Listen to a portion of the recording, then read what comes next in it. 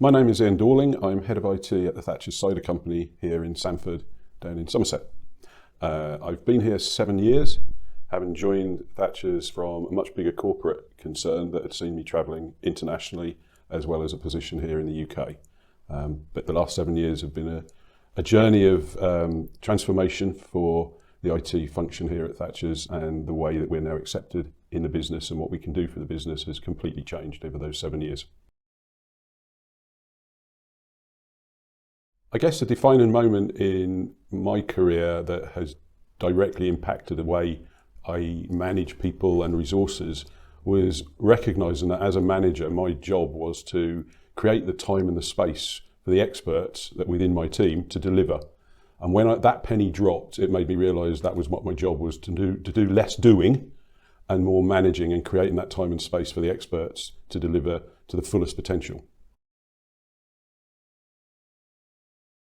Challenge that I first encountered here at Thatchers on arrival was the perception that our ERP platform, which is a whole of business platform, was actually just a super duper finance package which wouldn't impact on any area of the business other than finance.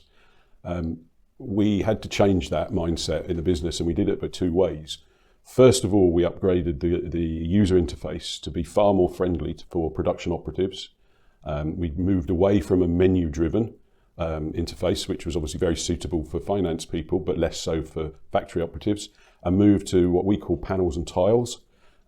Tiles are basically icons. They can be color-coded. So, for instance, if we were asking somebody to monitor inventory levels on the system, we could color-code the particular icon to say, look, when it's green, you haven't got to worry about anything. When it's amber, yes, you need to keep an eye on things. When it's red, you need to go do something.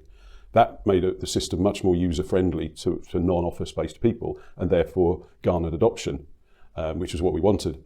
The second thing we did to prove the technology was suitable across the business was to integrate our weighbridge, which is a very important part of our business for weighing raw materials in and product out.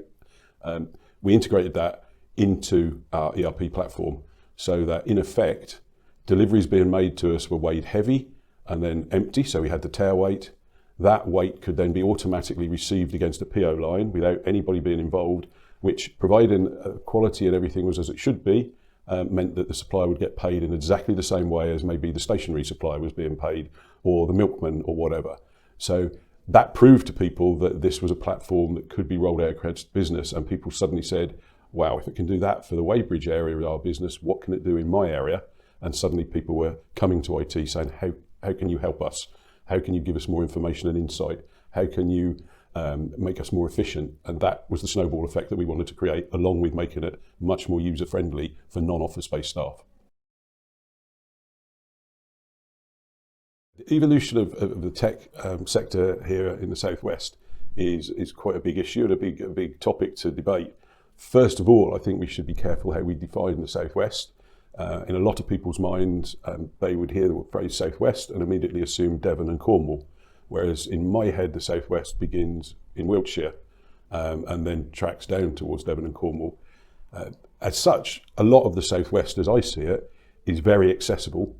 From my home near Bath, an hour gets me up to Reading Services, Gloucester, into Wales, across Bristol, down to the coast. We're very central here, and we should make sure people realise that. We're a great region to live in.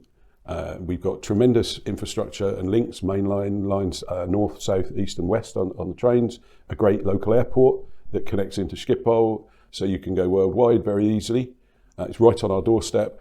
And of course, we've got two main arterial routes, the M5 and the M4, which provide good road access. So we're all set up to be a real tech engine room for the UK, I believe, be it manufacturing tech or office-based tech, as we're seeing spring up in Bristol more and more now with startups and so on. Challenges will be we are a rural area, and increasingly so when you move past Somerset, and we need 5G to roll out uniformly across that area to make sure it's a level playing field for all the participants.